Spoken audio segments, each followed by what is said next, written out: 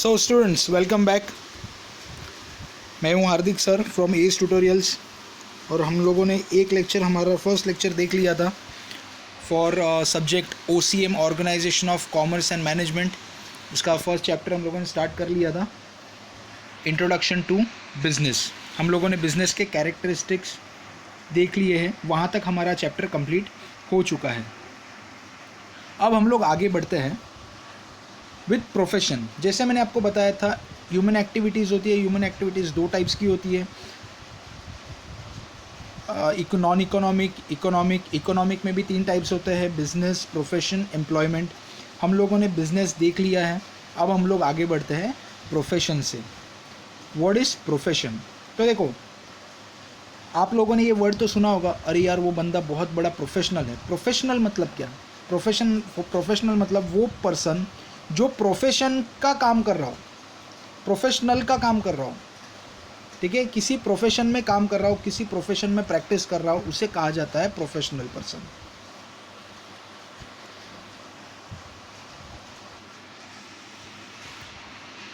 Correct, उसे कहते हैं प्रोफेशन।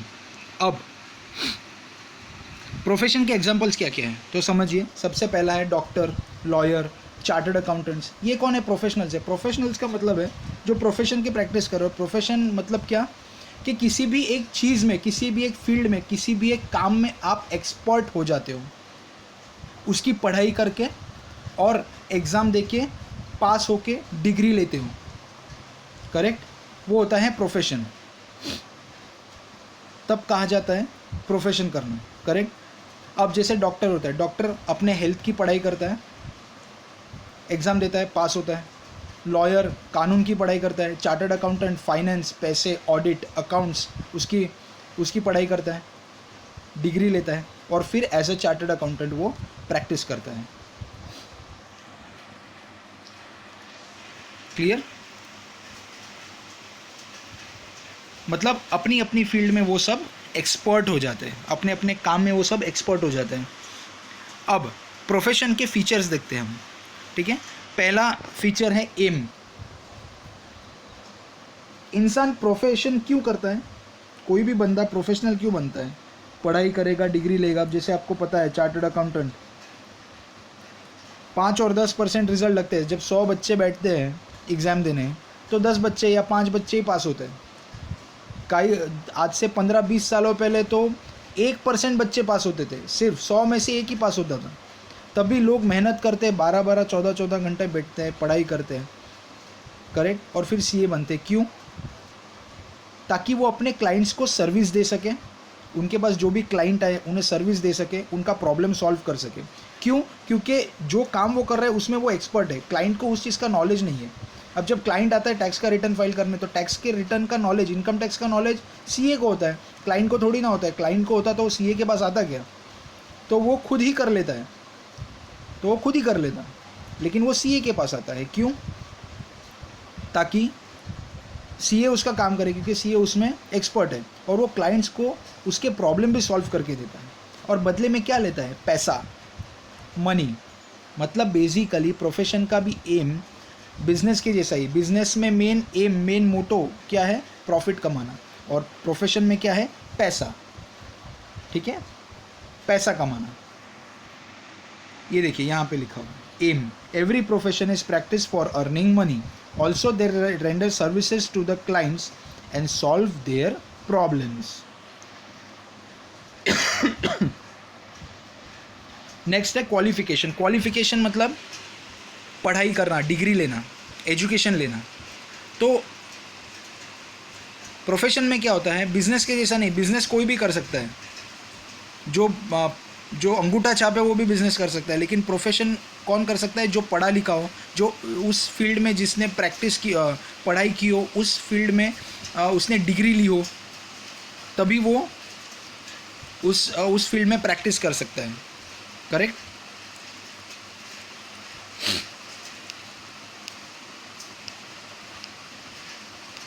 अच्छा, और ये जो पढ़ाई है, ये दो तरीक़ों की होती है। सिर्फ किताबी पढ़ाई नहीं होती, बुकिश पढ़ाई नहीं होती, ट्रेनिंग भी होती है, प्रैक्टिकल ट्रेनिंग होती है। प्रैक्टिकल ट्रेन किया जाता है जो स्टूडेंट्स होते हैं उस पढ़ाई के, उस कोर्स के, उस फील्ड के जो स्टूडेंट्स होते हैं, तो उनको ट्रेनिंग भी दी जाती है ताकि उन्हें पता चले, ताकि उनको सिर्फ किताबी नॉलेज ना हो, उन्हें प्रैक्टिकल नॉलेज भी हो कि भाई एक्चुअल में काम कैसे किया जाता है।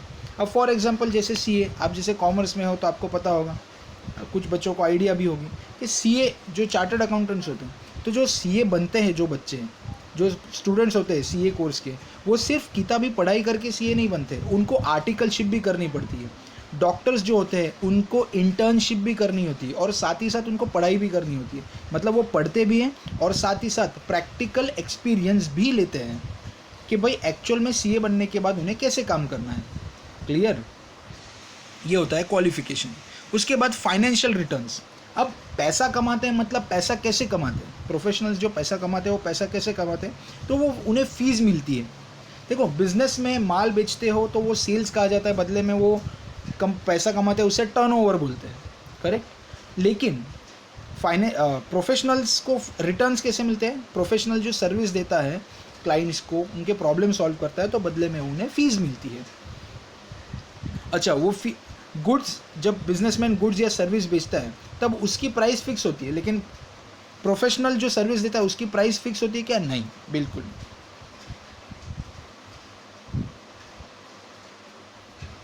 अच्छा, अगली चीज़ एक है कि प्रोफेशनल सिर्फ ज़रूरी नहीं कि वो प्रैक्टिस ही करे। अब जैसे फॉर एग्जांपल सीए है, सो ज़रूरी नहीं कि उसका ऑफिस हो और वो प्रैक्टिस ही करे। एक प्रोफेशनल किसी कंपनी में या किसी सीए फर्म में ही जॉब भी कर सकता है, नौकरी भी कर सकता है, तब उसे प्रैक्टिस में कहा नहीं जाएगा। प्रैक्टिस में कब कहा जाएगा? जब वो खुद उस फील्ड में प्रैक्टिस कर रहा हो। मतलब एक इन शॉर्ट, एक लेमैन लैंग्वेज में बोलूँ तो वो खुद उस फील्ड में बिजनेस कर रहा है, अपना प्रोफेशन कर रहा है, बिजनेस कर रहा है, तब कहा जाएगा वो प्रैक्टिस कर रहा है। लेकिन ज़रूरी नहीं कि ऐसा हो। एक सीए है, वो प्रोफेशनल ही है, उसने पढ़ाई करके डिग्री ली है, वो प्रोफेशनल ही है, लेकिन वो प्रैक्टिस नहीं कर रहा, खुद का प्रोफेशन नहीं कर रहा, ठीक है, वो खुद का बिजनेस जैसा नहीं कर रहा उस फील्ड में, वो क्या कर रहा है? नौकरी कर रहा है। तो उस वक्त उस प्रोफेशनल को जो नौकरी कर रहा है सीए, उसे क्या मिलेगा? Financial returns. उसे तो फीस नहीं मिल सकती, वो नौकरी कर रहा है, तो उसे क्या मिलेगा? उसे मिलेगी सैलरी। मतलब प्रोफेशनल्स को दो तरीक़ों से, अगर वो अपना प्रैक्टिस कर रहे हैं, वो अपना प्रोफेशन कर रहे हैं, तो उन्हें फ़ीस मिलेगी, और अगर नौकरी कर रहे हैं तो उन्हें क्या मिलेगा? सैलरी। नेक्स्ट, उसके बाद है कैपिटल।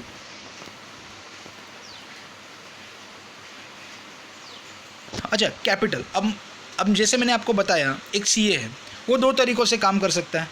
एक तो खुद की प्रैक्टिस कर सकता है, खुद का प्रोफेशन कर सकता है, या तो फिर कहीं नौकरी कर सकता है किसी के अंडर।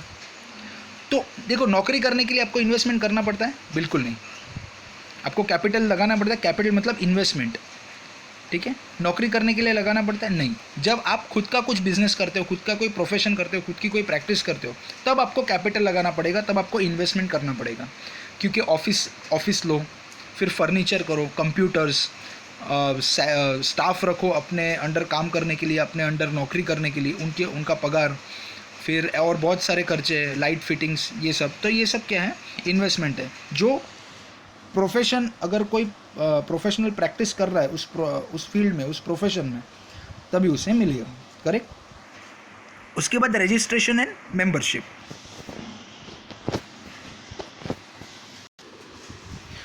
रजिस्ट्रेशन एंड मेंबरशिप का मतलब, जब भी कोई प्रोफेशन का जो स्टूडेंट होता है, मतलब फॉर एग्जांपल सीए बना नहीं है लेकिन वो पढ़ाई कर रहा है, अभी भी सीए कोर्स पढ़ रहा है, या फिर अभी भी डॉक्टर की पढ़ाई कर रहा है, लॉयर की वो पढ़ाई कर रहा है, ठीक है, और पढ़ाई करने के बाद एग्ज़ाम देने के बाद पास हो जाएगा, तब वो लॉयर, डॉक्टर या सीए कहलाया जाएगा। लेकिन जब वो पढ़ रहा है और जब वो पास हो जाता है, तो जब पास होता है तब इन सीए, डॉक्टर, लॉयर, इनको अपनी जो इंस्टीट्यूशन, जो यूनिवर्सिटी इनकी एग्ज़ाम्स ले रही है, या जो इनको स्टूडेंट ले रही है और बाद में पास होने के बाद इन्हें लॉयर, डॉक्टर या सीए की डिग्री दे रहे हैं, उस इंस्टीट्यूशन, उस यूनिवर्सिटी में इनको रजिस्ट्रेशन करना होता है, उनको मेंबरशिप लेनी होती है, करेक्ट। तब जाके वो उस इंस्टीट्यूशन के मेंबर बनते हैं, उस यूनिवर्सिटी के मेंबर बनते हैं, और तब जाके उन्हें ये डिग्रीज़ मिलती है, करेक्ट। फॉर एग्जांपल जैसे देखिए, लॉयर्स जो होते हैं उन्हें बार काउंसिल ऑफ इंडिया में रजिस्ट्रेशन करवाना पड़ता है। फिर जो चार्टर्ड अकाउंटेंट्स होते हैं उनकी इंस्टीट्यूट कौन सी है? Institute of chartered accountants of India, ICAI, correct. वहाँ पे जब सीए के स्टूडेंट्स जब पास हो जाते हैं सीए की फाइनल एग्जाम, तब उन्हें मेंबरशिप लेनी होती है institute of chartered accountants of India में। उन्हें मेंबरशिप ऑटोमेटिकली मिल जाती है, उस इंस्टीट्यूट के वो मेंबर बन जाते हैं, करेक्ट। बार काउंसिल में लॉयर्स लॉ की फाइनल एग्जाम पास करने के बाद वहाँ पे रजिस्ट्रेशन करके वहाँ के मेंबर बन जाते हैं। डॉक्टर्स इंडियन मेडिकल एसोसिएशन में मेंबर बन जाते हैं, जैसे वो डॉक्टर की एग्ज़ाम पास कर देते हैं वहाँ पे रजिस्ट्रेशन कर देते हैं। अच्छा, ये जो इंस्टीट्यूट्स है, ICAI है, इंडियन मेडिकल एसोसिएशन है, बार काउंसिल है, इनके अपने अपने कुछ उसूल है, कोड ऑफ कंडक्ट्स, संस्कार है, प्रिंसिपल्स है, जो इनके मेंबर्स है, जो इनके यहाँ पे रजिस्टर हुए उनको फॉलो करने होते हैं। फॉर एग्जांपल जैसे ICAI है, institute of chartered accountants of India, इनके खुद के कुछ उसूल है, खुद के कुछ संस्कार है, खुद के कुछ नियम है, रूल्स है। तो ये रूल्स जो है, जो भी चार्टर्ड अकाउंटेंट बनता है, जो भी मेंबर बनता है उस इंस्टीट्यूट का, उन्हें इन रूल्स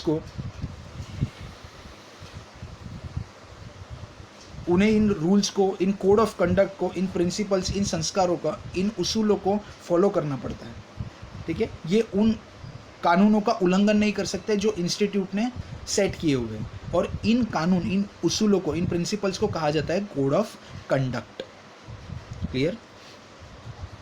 फिर उसके बाद नेक्स्ट कैरेक्टरिस्टिक है नॉन ट्रांसफरेबिलिटी। नॉन ट्रांसफरेबिलिटी का मतलब, देखिए, अगर कोई बंदा बिजनेस कर रहा है, वो बूढ़ा हो गया, अब वो खुद बिजनेस नहीं कर सकता, तो वो अपना बिजनेस किसी और के नाम पे, अपने बेटे के नाम पे, अपनी बेटी के नाम पे ट्रांसफ़र कर सकता है, ठीक है। बिजनेस में ही चलता है। लेकिन प्रोफेशन में अगर आप प्रोफेशनल की प्रैक्टिस कर रहे हो, तो आपने पढ़ाई करके आपने ही डिग्री ली है, आप ये डिग्री किसी और के नाम पे ट्रांसफ़र नहीं कर सकते। आप वो प्रोफेशन, वो जो प्रैक्टिस है, जो प्रोफेशन आपने सेट किया है, जिस फील्ड में आप प्रैक्टिस कर रहे हो, जो आपका ऑफिस है, जो भी आपका बिजनेस है, उसे आप आपके बेटे के नाम पे डायरेक्टली ट्रांसफ़र नहीं कर सकते। आपके बेटे को पढ़ना होगा, उस फील्ड में उसकी डिग्री लेनी होगी, और उसके बाद आप उसको ट्रांसफ़र कर सकते हो, लेकिन वो भी अलाउड नहीं है। उसे खुद के नाम की प्रैक्टिस खड़ी करनी होगी। तो प्रोफेशन में आपका जो प्रैक्टिस है, आपका जो बिजनेस है, उस प्रोफेशन में, उस फील्ड में, वो आप ट्रांसफ़र नहीं कर सकते किसी को।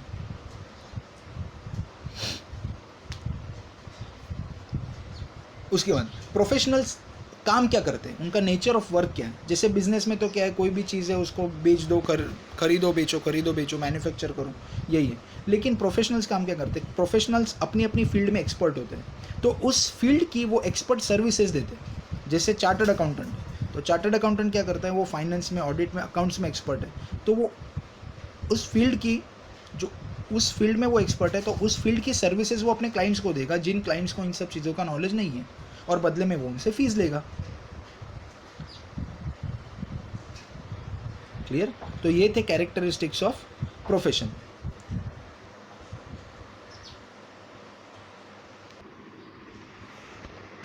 ओके, अब हम चलते हैं एम्प्लॉयमेंट की तरफ। करेक्ट। एम्प्लॉयमेंट मतलब क्या? एम्प्लॉयमेंट मतलब नौकरी करना,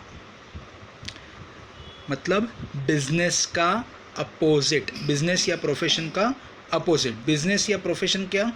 खुद का कुछ करना। और एम्प्लॉयमेंट में क्या होता है, जो खुद का कर रहा है उसके अंडर अपनी नौकरी करना, उसके अंडर नौकरी करना, मतलब खुद का कुछ नहीं करना। क्लियर। खुद की कोई एक्टिविटी, खुद का कोई बिजनेस या प्रोफेशन नहीं करना। एम्प्लॉयमेंट मतलब नौकरी करना। करेक्ट। एम्प्लॉयमेंट में क्या होता है, एम्प्लॉयर एम्प्लॉय का रिलेशनशिप, मतलब मालिक नौकर का रिलेशनशिप होता है। क्लियर। एम्प्लॉयर मतलब जो मालिक, जिसने नौकरी पे आपको रखा हुआ है। आप कौन हो? नौकर, मतलब जो मालिक के लिए नौकरी कर रहा है। अच्छा, अब इसको इकोनॉमिक एक्टिविटी में क्यों डाला गया है? क्यों? तो देखो, बिजनेस में आपको प्रॉफिट मिलता है, प्रोफेशन में आपको फीस मिलती है, और एम्प्लॉयमेंट में आपको सैलरी मिलती है। क्या मिलती है? सैलरी, पगार मिलता है आपको। पगार के साथ साथ और बहुत सारे इंसेंटिव्स है, दिवाली बोनस है, और बहुत सारी चीज़ें मिलती है, लेकिन बेसिकली आपको मेन इसमें सैलरी मिलती है। और अगर मजदूर हो तो उन्हें वेजेस मिलते हैं। करेक्ट। अब इसके फीचर्स क्या है? एम्प्लॉयमेंट के फीचर्स देखते हैं। एम्प्लॉयमेंट के फीचर्स में पहला है एम। कोई भी इंसान नौकरी क्यों करता है? आपके फादर या मदर होंगे जो बिजनेस नहीं कर रहे हो, जॉब कर रहे हो किसी कंपनी में या कहीं पे, करेक्ट? तो वो नौकरी क्यों कर रहे हैं? घर चलाने के लिए। घर चलाने के लिए मतलब पैसे कमा के घर चलाने के लिए, मतलब पैसे कमाने के लिए, करेक्ट? तो मेन एम क्या है नौकरी करने का? पैसे कमाना, करेक्ट? मेन एम है पैसे कमाना। किस वे के थ्रू? सैलरी से, सैलरी मिलेगी, करेक्ट? नेक्स्ट उसके बाद है क्वालिफिकेशन। अब नौकरी में क्वालिफिकेशन की ज़रूरत है क्या, मुझे बताइए। तो देखिए, अगर मजदूर हो, क्वालिफिकेशन मतलब पढ़ाई, डिग्री, ठीक है, एजुकेशन, उसकी ज़रूरत है क्या? तो देखिए, अगर मजदूर है तो आप तो जानते हो वो तो चौथी फेल भी होते हैं, तो कोई क्वालिफिकेशन की ज़रूरत नहीं। लेकिन अगर किसी किसी नौकरी के पोस्ट में, नौकरी की अगर कोई पोस्ट है, कोई फाइनेंस के लिए है, ऑडिट के लिए, अकाउंट्स के लिए, तो वहाँ पे क्वालिफिकेशन की आपको ज़रूरत है। या फिर नर्स है, डॉक्टर है, डॉक्टर की अगर नौकरी है किसी हॉस्पिटल में, अगर डॉक्टर की पोस्ट के लिए, डॉक्टर की पोस्ट के लिए नौकरी की अगर वैकेंसी निकली है, तो वहाँ पे सिर्फ डॉक्टर ही लगेगा, तो वहाँ पे पढ़ाई ज़रूरी है आपको। जहाँ पे स्किल या एक्सपर्टाइज, कोई एक टैलेंट, कोई एक particular skill, knowledge, mainly knowledge उसकी अगर ज़रूरत है तो आपको वहाँ पे क्वालिफिकेशन की ज़रूरत है, करेक्ट? अच्छा, अब यहाँ पे मॉनेटरी रिटर्न्स क्या है, फाइनेंशियल रिटर्न्स यहाँ पे क्या है एम्प्लॉयमेंट में? जैसे हम लोगों ने देखा बिजनेस में तो क्या, चलो आपको प्रॉफिट है, ठीक है, प्रोफेशन में आपको फीस मिल जाती है। यहाँ पे मॉनेटरी रिटर्न्स क्या है? वेजेस और सैलरी, ठीक है, वेजेस या फिर सैलरी। अच्छा, सैलरी जनरली मंथली पे की जाती है। वेजेस कैसे होते हैं? वेजेस डेली भी होते हैं, डेली वेज वाले होते हैं, मजदूर जो रोज़गार हम लोग बोलते हैं, रोज़ मतलब हर दिन के हिसाब से उनको सैलरी दी जाती है। आज का काम किया, आज की सैलरी हो गई, कल नहीं आया, कल की सैलरी नहीं मिलेगी। तो वैसे वेजेस डेली भी हो सकते हैं, वीकली भी हो सकते हैं, करेक्ट? सैलरी जनरली मंथली होती है। अच्छा, सैलरी के साथ जैसे मैंने आपको बताया कि कुछ बड़ी कंपनीज़ में बहुत सारी फैसिलिटीज़ भी देते हैं। जैसे जो नौकरी करते हैं, जो बड़े बड़े पोस्ट पे नौकरी करने वाले लोग होते हैं, उन्हें फ्लैट्स दे दिए जाते हैं, कार दे दी जाती है, लैपटॉप दे दिया जाता है। फिर दिवाली बोनस तो हर एम्प्लॉय को जनरली मिलता ही है। फिर उनकी कंपनी की खुद की अपनी कैंटीन होती है, जहाँ पे खाना, दोपहर का खाना या किसी एक टाइम का खाना भी दे दिया जाता है। तो इस तरीके से हर कंपनी की अलग अलग फैसिलिटीज़ होती हैं जो वो अपने एम्प्लॉयज़ को, अपने नौकरों को देते हैं। अब कैपिटल, नेक्स्ट क्या है? कैपिटल। कैपिटल की ज़रूरत है क्या नौकरी करने के लिए? कैपिटल की क्या ज़रूरत है? इंटरव्यू देने चले जाओ, इंटरव्यू क्लियर हो गया, आपको नौकरी पर रख लेंगे, आपका सैलरी चालू, सिर्फ इनकम चालू, आपको इन्वेस्टमेंट कुछ भी नहीं करना है। फिर रजिस्ट्रेशन की ज़रूरत है? नौकरी में कहाँ रजिस्ट्रेशन की ज़रूरत है? नौकरी में कोई रजिस्ट्रेशन की ज़रूरत नहीं होती। हालांकि जिस कंपनी में आप जाते हो, कुछ कंपनीज़ में वो आपसे कॉन्ट्रैक्ट साइन करवाते हैं। कॉन्ट्रैक्ट में टर्म्स एंड कंडीशंस होती है कि आप यहाँ पे नौकरी करोगे तो आपको यहाँ के certain rules and regulations follow करने होंगे, आपको इतनी इतनी सैलरी मिलेगी। ऐसे बहुत सारे rules and regulations, terms and conditions आप जब नौकरी पे जाते हो और आपसे कॉन्ट्रैक्ट साइन करवाते हैं तो उस कॉन्ट्रैक्ट में मेंशन किए जाते हैं। हालांकि हर कंपनी में ये कॉन्ट्रैक्ट या टर्म्स एंड कंडीशंस की कंडीशंस नहीं होती, ये बड़ी बड़ी कंपनीज़ में जनरली होती है और बड़े बड़े पोस्ट के लिए होती है। Next, non transferability. अब नौकरी में ट्रांसफरेबिलिटी है? नहीं। जैसे देखो, बिजनेस तो क्या है, बाप कर रहा था, बूढ़ा हो गया, अपने बच्चे को बिजनेस ट्रांसफ़र कर दिया, हो सकता है। प्रोफेशन में भी नहीं कर सकते ट्रांसफ़र। प्रोफेशन में तो जो बच्चा है उसको खुद को ही पढ़ना है, डिग्री लेनी है और खुद की प्रैक्टिस उसे सेट करनी होगी, करेक्ट? वैसे ही नौकरी में अगर आप कहीं पे नौकरी कर रहे हो, आप नौकरी से हट जाते हो, आप बोलोगे यार मेरे बच्चे को दे दो, तो ऐसा नहीं होता। तो नौकरी में भी ट्रांसफरेबिलिटी नहीं है। आपकी पोस्ट, आपकी पोजीशन, आप जो नौकरी कर रहे हो वो आप नौकरी किसी और को डायरेक्टली हाथ में देके, उसको बिना मेहनत के उसे हाथ में डायरेक्टली देके आप ट्रांसफ़र नहीं कर सकते। क्लियर?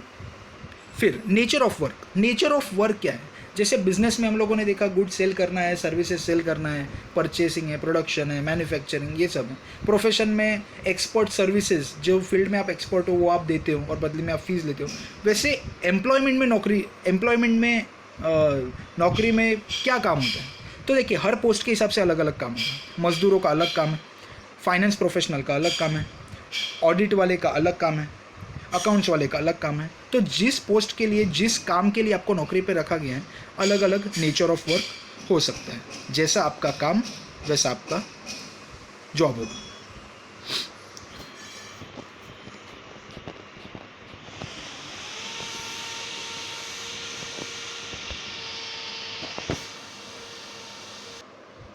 चलिए अब चलते हम लोग बिजनेस ऑब्जेक्टिव की तरफ। बिजनेस ऑब्जेक्टिव्स वर्ड पर से समझिए। बिजनेस तो आपको पता ही है। बिजनेस ऑब्जेक्टिव्स मतलब लक्ष्य, गोल, एम क्या है, बिजनेस करने का लक्ष्य क्या है, बिजनेस क्यों करना है आपको, लक्ष्य क्या है, करेक्ट। तो दो तरीके के होते हैं, एक होते हैं इकोनॉमिक और दूसरे सोशल। इकोनॉमिक का मतलब है पैसा, फाइनेंस, मनी। आपका लक्ष्य क्या है, पैसा, फाइनेंस, मनी, ये आपका लक्ष्य है। और दूसरा है समाज सेवा, दान धर्म, चैरिटी, डोनेशन, लोगों की भलाई, समाज की भलाई। ये भी कुछ बिजनेसेस का ऑब्जेक्टिव होता है। फॉर एग्जांपल देखिए, जैसे हम लोगों ने देखा कि जनरली बिजनेस तो प्रॉफिट के लिए किया जाता है, तो इकोनॉमिक ऑब्जेक्टिव तो आपको पता ही, लेकिन सोशल ऑब्जेक्टिव का कोई एग्जांपल है आपके पास? एक एग्जांपल मैं आपको देता हूँ, रतन टाटा। आज रतन टाटा ने कितने 500 करोड़ रुपए दिए थे ना इसके लिए, कोविड के लिए, कोरोना वायरस के जो भी प्रॉब्लम्स हो रहे थे, जब सीवियर लॉकडाउन चल रहा था, जब स्ट्रिक्ट लॉकडाउन चल रहा था, उस वक्त रतन टाटा ने 500 CR नरेंद्र मोदी जी के फंड्स को, PM केयर फंड को दिए हुए थे, करेक्ट। तो अब मुझे बताइए, अब ये देने का मकसद क्या है, समाज सेवा। तो अल्टीमेटली आज 500 करोड़ रुपए उसके पास कहाँ से आए, बिजनेस करके है। तो उसने बेसिकली बिजनेस वो 500 करोड़ के लिए क्यों किया था, दान धर्म करने के लिए। दान धर्म करने के लिए उसने बिजनेस किया था, दान धर्म करने के लिए उसने वो 500 करोड़ कमाए थे जो उसने दे दिए हैं। क्लियर हुआ, हो गया क्लियर। तो यही होता है सोशल ऑब्जेक्टिव। बिजनेस का दूसरा ऑब्जेक्टिव क्या है, दान धर्म करने के लिए। अब फॉर एग्जांपल आपको दूसरा एक एग्जांपल देता हूँ, मार्क जकरबर्ग या बिल गेट्स, दोनों में से एक पर्सन है जिन्होंने अपनी 99% प्रॉपर्टी प्रॉमिस की है या दे दी है, ऐसा कुछ तो भी है, कि वो चैरिटी में दे देंगे अपनी। दोनों में से कोई एक ही है। उन्होंने ऐसा प्रॉमिस किया है कि 99% प्रॉपर्टी जब वो मरेंगे तब चैरिटी में दे दी जाएगी। अब मुझे बताओ, चैरिटी में क्यों देना है? इतना साल में इतनी मेहनत करके इतना पैसा खड़ा किया, क्यों किया? दान धर्म करने के लिए। तो बेसिकली बिजनेस का दूसरा ऑब्जेक्टिव उनका क्या है, सोशल ऑब्जेक्टिव, इकोनॉमिक नहीं है। इकोनॉमिक था तभी पैसा कमाया, लेकिन अब उनका ऑब्जेक्टिव क्या है, सोशल ऑब्जेक्टिव है। बिजनेस करने का लक्ष्य क्या है, सोशल है, समाज सेवा करना है। तो चलिए हम लोग अब डिटेल में पढ़ते हैं। First, economic objective. Economic objective, पहला इकोनॉमिक ऑब्जेक्टिव क्या है? इकोनॉमिक ऑब्जेक्टिव्स भी बहुत सारे, तो पहला कौन सा है, अर्निंग प्रॉफिट कमाना। क्यों? ताकि बिजनेस को टिका सके हम लोग मार्केट में, और उसको बढ़ा भी सके, ग्रो भी करवा सके, ग्रोथ ला सके उसमें। इसलिए क्योंकि लॉस वाली कंपनी कभी ग्रो कर सकती है, कभी नहीं। लॉस वाली कंपनी तो मार्केट में टिक भी नहीं सकती। तो प्रॉफिट अर्न करना ज़रूरी है। इकोनॉमिक प्रॉफिट, पैसा, मनी, प्रॉफिट कमाना, मुनाफा, फ़ायदा कमाना ज़रूरी है अगर आपको बिजनेस में टिके रहना है और ग्रो करना है। तो क्लियर। तो ये होता है सबसे पहला ऑब्जेक्टिव। हर बिजनेसमैन चाहता है उसका बिजनेस मार्केट में टिके, ग्रो करे, इसलिए उसका पहला ऑब्जेक्टिव क्या होता है, प्रॉफिट कमाए, क्योंकि प्रॉफिट कमाने से ही ये होने वाला है। Next, searching new customers. Growth कब आएगी, बिजनेस कब टिका रहेगा? कंपटीशन में आप कंटिन्यूस मेंटेन कब रहोगे?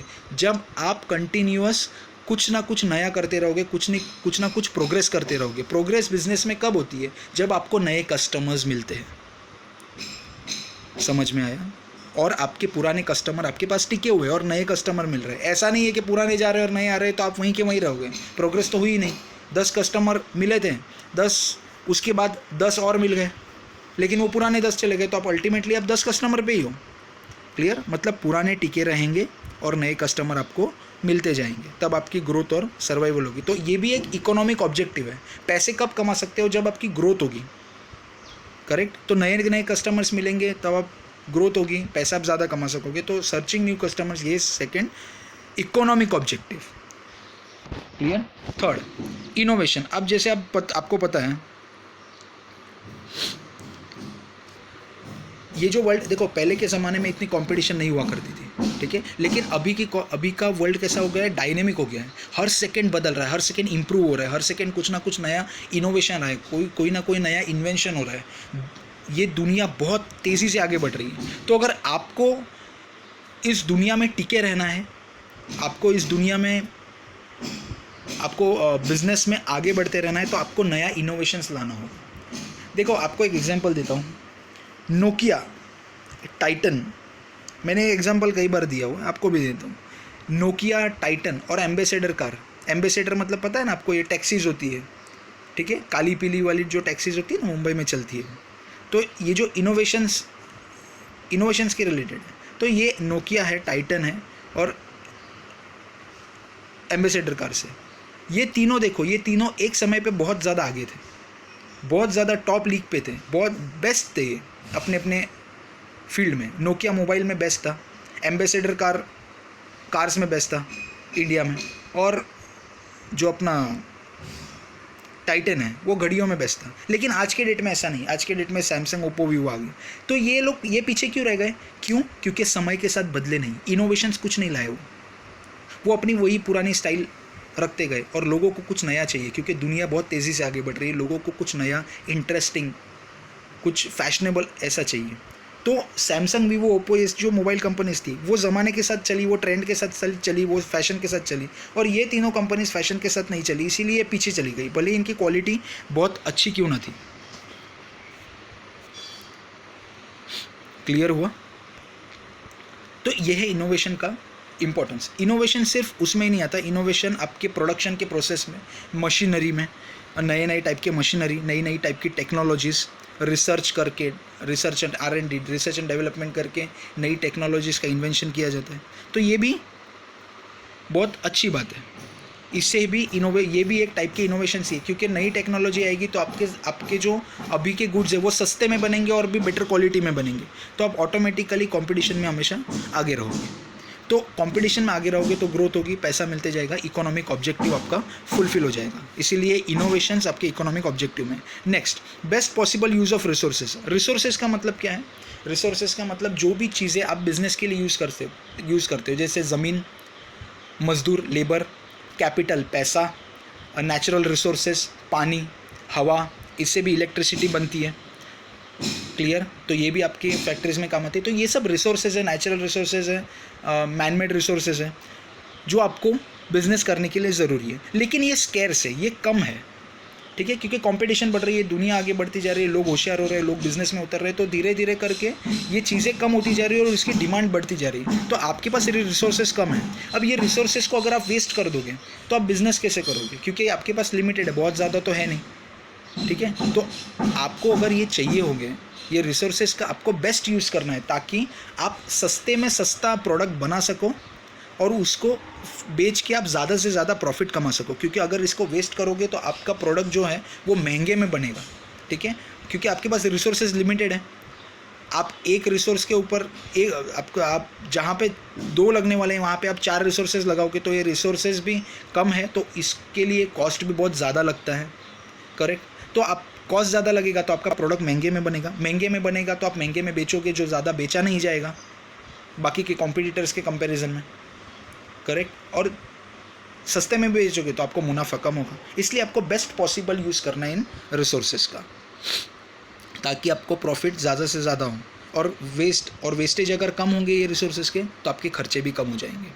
क्लियर? फॉर एग्जांपल मैं आपको बता देता हूँ, समझ लीजिए एक मशीन में अगर 2 लकड़े लग रहे हैं, ठीक है, कागज़ बनाना है, पेपर बनाना है, बुक बनानी, 2 लकड़े लग रहे हैं। अब उसकी जगह आपके मजदूर अगर टाइम पास कर रहे हैं, रिसोर्सेज वेस्ट कर रहे हैं, लकड़े प्रॉपरली यूज़ नहीं कर रहे हैं, मस्ती कर रहे हैं, सीरियस नहीं है काम में, तो 2 की जगह 4 लकड़े लगा देंगे। अब 4 लकड़ों का कॉस्ट तो आपको बेयर करना पड़ गया, जहाँ पे 2 लकड़ों का ही कॉस्ट आपको बेयर करना पड़ रहा था, आपको 4 लकड़े का कॉस्ट बेयर करना पड़ गया। अकॉर्डिंगली क्या हो गया, आपके 4 लकड़े का खर्चा चला गया, तो आपका प्रोडक्ट महंगे में बन गया।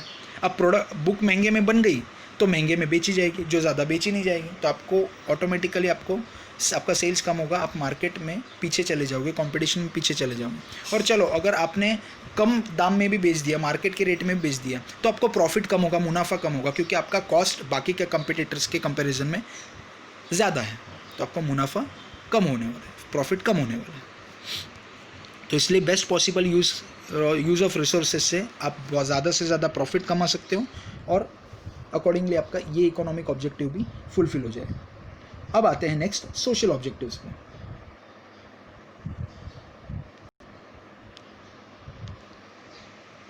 चलिए अब है सोशल ऑब्जेक्टिव्स जो हम लोग हमारे नेक्स्ट लेक्चर में कवर करेंगे। ओके, चलो, थैंक यू।